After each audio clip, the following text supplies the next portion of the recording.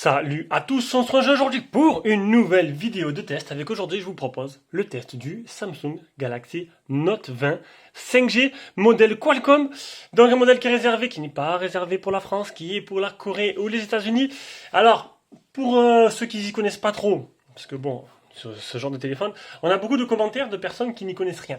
Donc, les Samsung, il existe en deux versions. Il existe une version Exynos avec les processeurs maison qui sont vendus en Europe, et il existe la version Qualcomm avec ce 865+, qui est la puce la plus puissante du moment et qui équipe les versions de Corée et des États-Unis. Donc, il n'y a pas photo. La version Qualcomm est celle qui est la meilleure au niveau de la chauffe, de l'autonomie, des performances.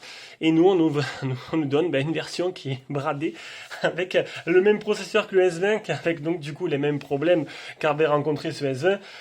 Voilà, ça c'est pour la petite histoire de répondre aux commentaires avant qu'ils soient posés. Du coup, c'est un téléphone qui vient de la boutique Trade-in Shenzhen. Donc je vous invite à aller voir, je mettrai le lien d'achat en dessous de la description pour ceux qui veulent. Alors je l'avoue, là sur le coup ils sont pas les moins chers. Je vais vous dire la vérité, voilà. C'est ok, ils sont partenaires, mais là ils sont pas les moins chers sur ce téléphone là. Donc le prix on va aller le voir quand même, hein. Donc voilà, vous retrouverez donc le Ultra que Jérôme a reçu, je sais plus trop, il a pas trop fait la vidéo, il l'a reçu, et moi je vous propose le Note 20 à 857 €, donc je mettrai un lien d'achat en dessous dans la description, en sachant que ils mettent assez souvent le tarif, ils harmonisent les tarifs par rapport à la concurrence. Bon, ça sur le coup pour l'instant, pour l'instant je peux dire aux vérités, c'est pas les moins chers que vous pouvez trouver sur le net. On va enlever un peu tout ça, il y a un peu trop de figurines. Oui, vous en foutez, mais bon. Allez. Donc, on commence donc ce téléphone-là, vous avez pu voir d'autres tests. Il a été assez décrié. Et à juste valeur, hein, parce que honnêtement, quand tu vois les S20 qui sont sortis, les S20, les S20 Plus qui étaient quasi les mêmes, c'était que la différence de grandeur d'écran qui changeait. Là, entre le Note 20 et le Note 20 Ultra, en fait, ils ont bridé ce Note 20 pour baisser le prix du téléphone. Et honnêtement, ils ont enlevé des choses qui sont vraiment essentielles. Pour certains, oui. Mais on va dire que par rapport à la concurrence, ça fait un peu tâche. Mais on verra tout ça tout au long de ce test.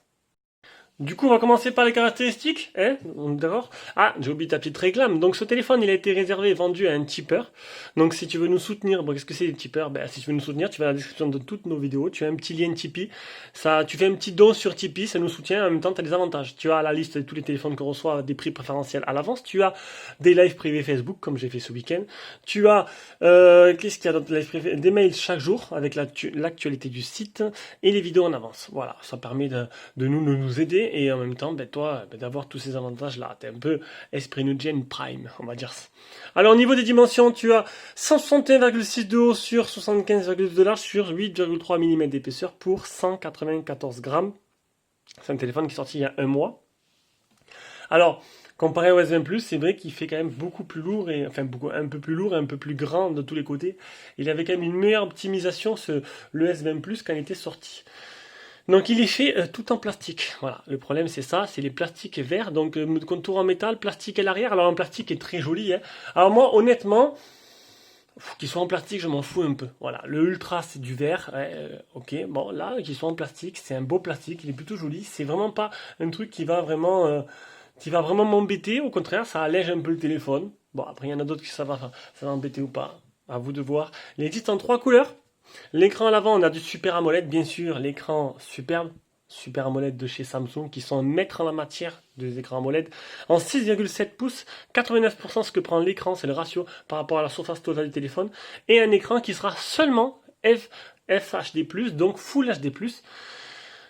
Donc, est-ce que ça va déranger? Pareil, bon, ça, au pire, c'est pas très grave, qu'il n'y ait pas le quad-K, j'ai perdu le mot, le QHD dessus, avec le gros Q, c'est pas très grave.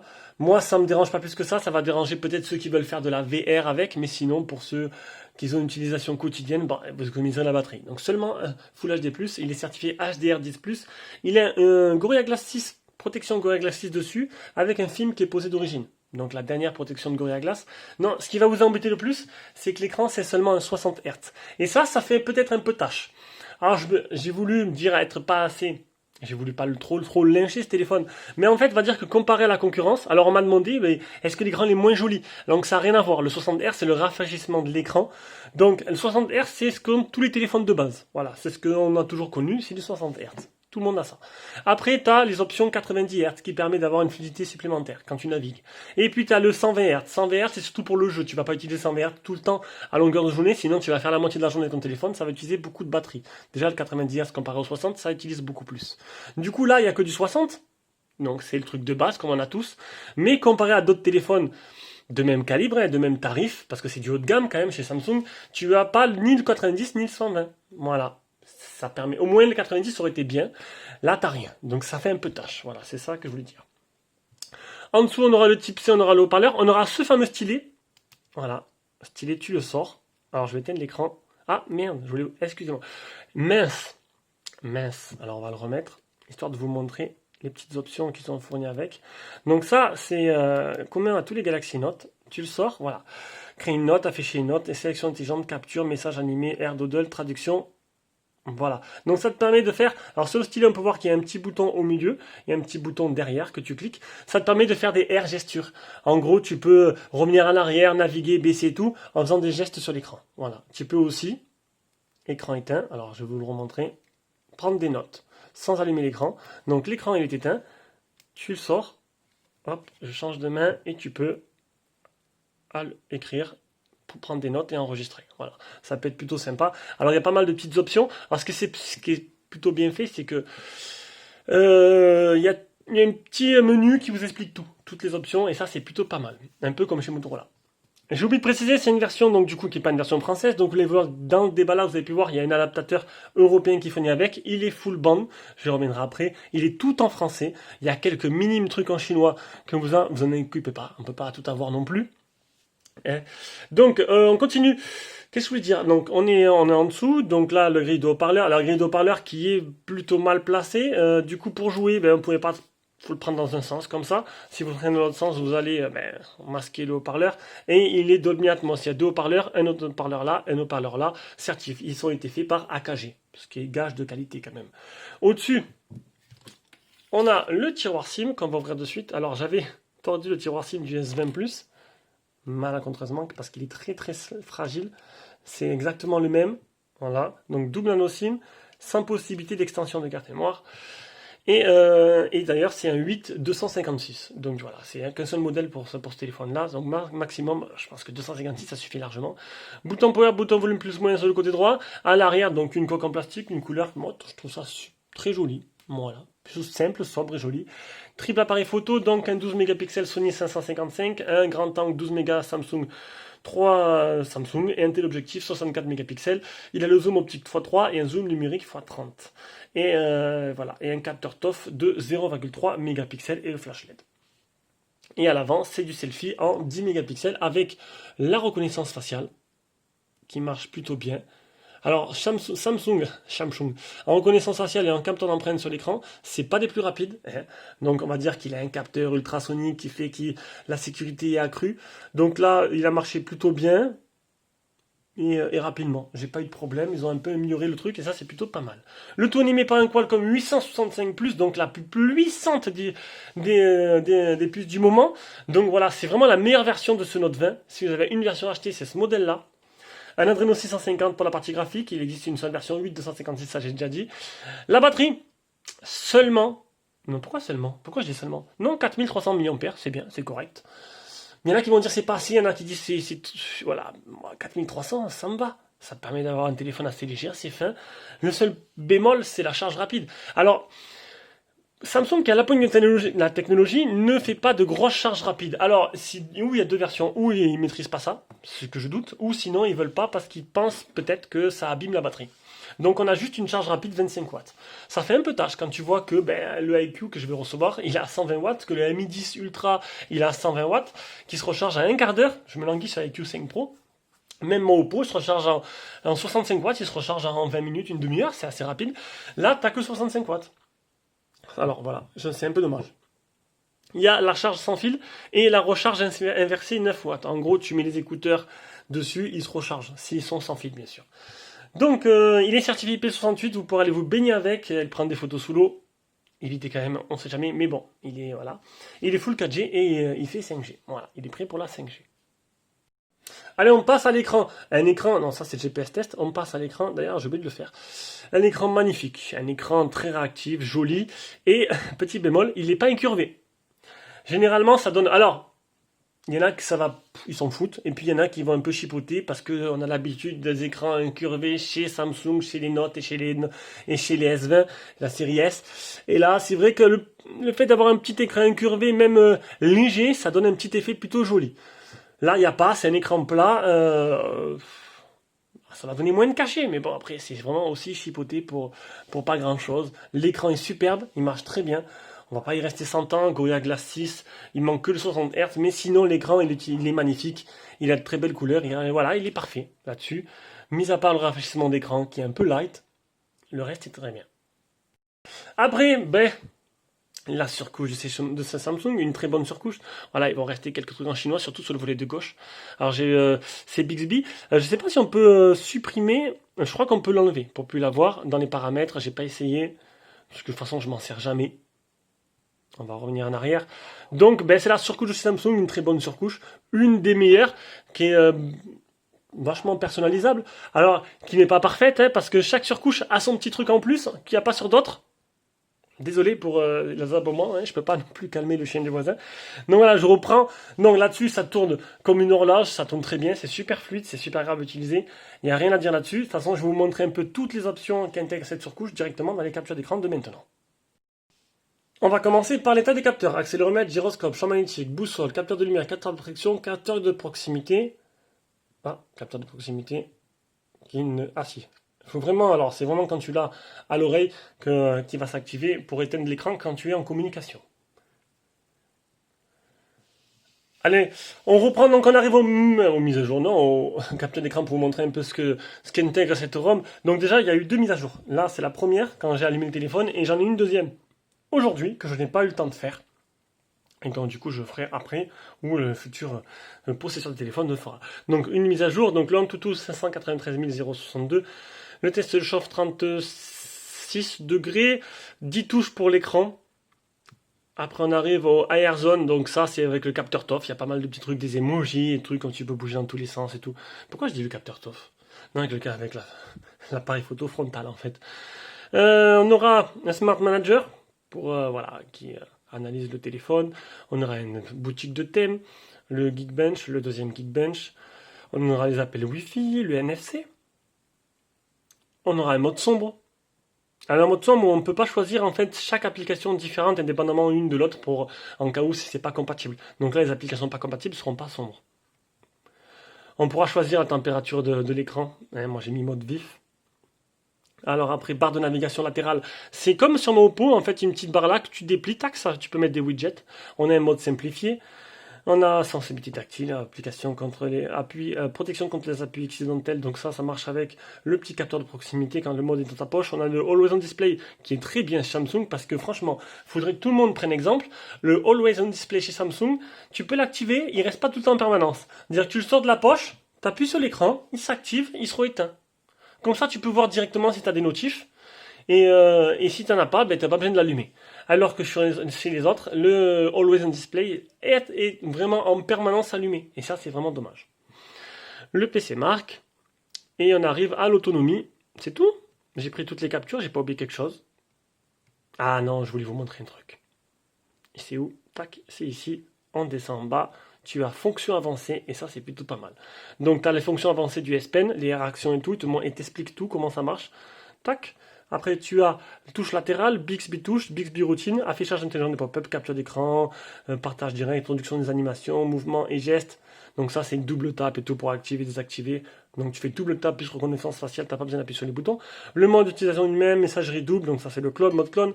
Optimisation des vidéos, envoyer des messages SMS, déroge d'application et filtre anti-spam. Voilà, il y a tout qui est réuni là-dedans et qui vous montre un peu tout les fonctionnalités avancées de la surcouche. Allez, on va maintenant aller, tac. Donc il y a bien les gestures aussi. Donc là, j'ai mis les gestures. J'ai dû oublier de faire la capture d'écran. Donc c'est où les gestures ou les boutons. Je vais dans la galerie, j'y retourne.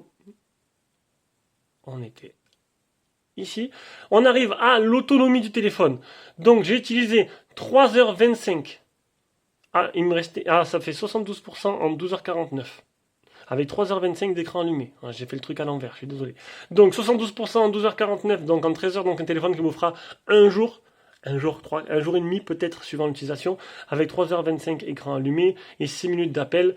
Et voici la petite courbe d'autonomie. Bon, par contre, j'ai joué pas mal. J'ai joué presque 40 minutes à Call of Duty. C'est qui explique cette chute de batterie. Si vous jouez pas, vous allez durer largement plus longtemps. Et oui, ça c'est comme ça. Et bien sûr, il y a un mode jeu qui optimise un peu tout ce que, voilà, qui coupe les notifs et qui améliore la puissance du téléphone pour adapter au mode jeu, tout simplement, à votre jeu, pour être plus tranquille. Vous avez compris que j'ai du mal à chercher mes mots. Le GPS test que je viens de faire, 29 satellites fixés sur 63, 3 mètres de marge, ce qui est plutôt pas mal. Et dernière chose que je vais vous montrer, c'est une sorte de mode d'emploi, donc astuce et manuel utilisateur, comme je vous ai parlé tout à l'heure, qui est vraiment super. C'est comme chez Motorola, pour ceux qui aiment avoir des notices, et il y a tout noté. Voilà. Tout noté, toutes les astuces, tout ce que vous pouvez faire avec votre téléphone, avec le stylet, etc., etc. Il y a tout qui est réuni là, c'est en français, et c'est plutôt bien expliqué, et ça c'est plutôt pas mal. On passe directement. Alors la partie jeu, je vais la sauter pour réduire la vidéo. Il fera tourner tous les jeux nickel, c'est super agréable de jouer avec, c'est super précis.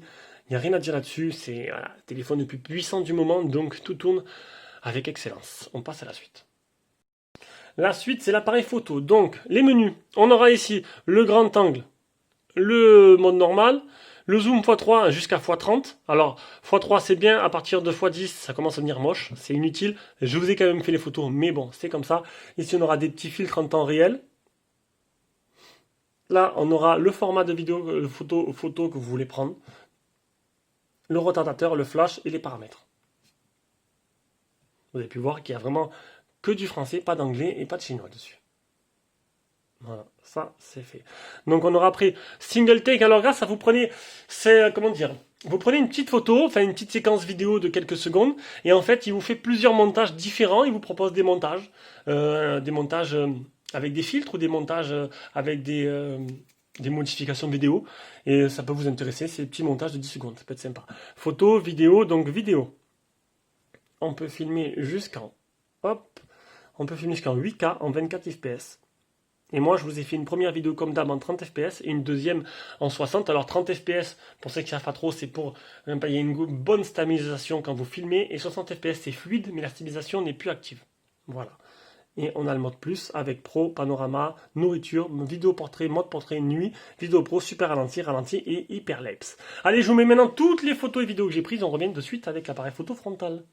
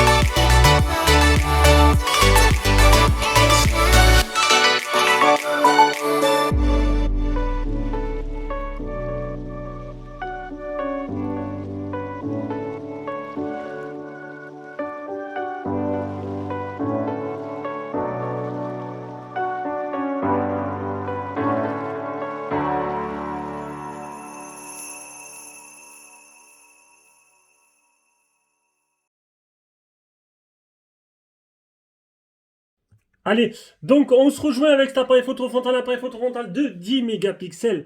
Donc il n'y a rien à dire. Honnêtement, bon déjà ça vous permettra d'avoir un aperçu de la capture du son et de la capture en vidéo avec cet appareil photo selfie.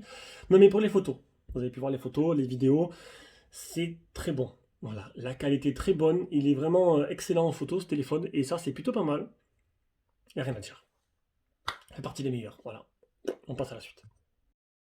Allez, on arrive à la dernière partie de ce test avec le son en communication. Donc son communication qui est excellent, c'est un régal. Franchement là-dessus, il n'y a rien à dire, on va maintenant écouter le haut-parleur.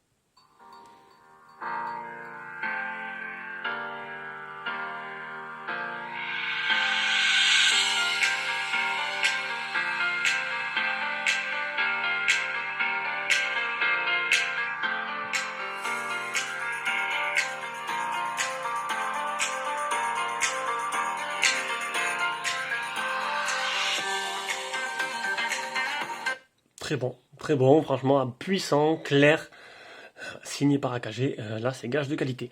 Donc voilà, donc on arrive à la fin de ce test. Donc un Galaxy Note 20 qui souffle le chaud et le froid, qui est néanmoins un très bon téléphone, dont le prix chute drastiquement, assez rapidement j'ai envie de dire. Mais sinon, mis à part, si vous pouvez faire l'impasse sur le fait qu'il soit en plastique, qu'il n'ait que le 60 Hz, ça reste un très bon téléphone quand même. Et ça, oui, et ça, on ne peut pas le dire le contraire. Alors, il est vendu très cher officiellement, mais si vous êtes malin, vous pouvez l'avoir moins cher. Allez, sur ce, je vous fais de gros bisous et on se rejoint pour une prochaine vidéo.